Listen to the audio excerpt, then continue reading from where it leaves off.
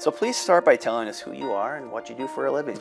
My name is Kristi Pursell. I'm the representative from District 58A, which includes the community of Northfield where I live, and I'm executive director of a small clean water nonprofit. What kind of community is 58A? Well, we are mostly rural. There are decent-sized towns in our community, so the whole town of Northfield.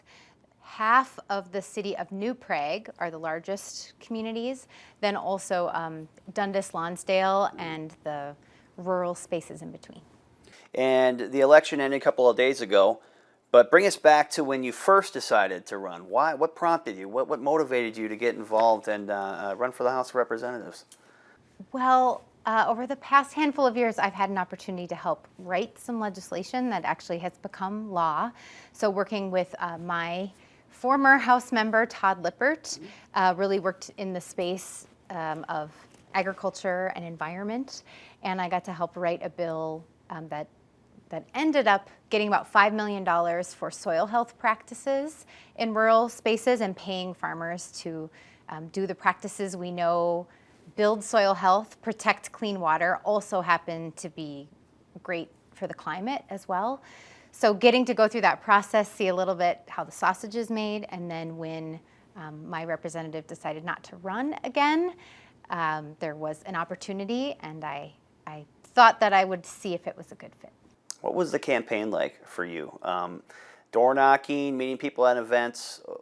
What did they have to say? What were they concerned about?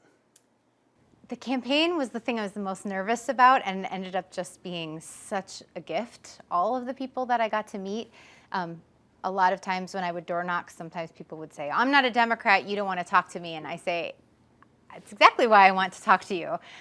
So I think that was really powerful because we are so used to talking within our own bubbles and our own echo chambers. So when do you get an opportunity to knock a door, introduce yourself to a stranger and ask them what's important to them? I did a lot of just listening on the door. Sometimes they would have questions for me, but mostly I just wanted to know what their concerns and priorities were.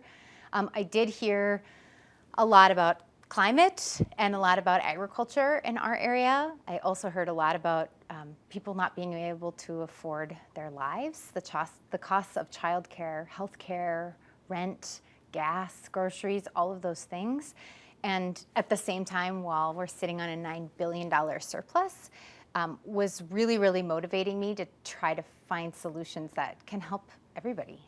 And when January comes around, what are you ready to dig right into? What do you want to get to work on? I really want to expand on the strides that we've made to support farmers on soil health, clean water, and climate issues. I also know that education is really a high priority. I have a fourth grader and a second grader, and our school district passed the referendum, but like in New Prague, that didn't pass.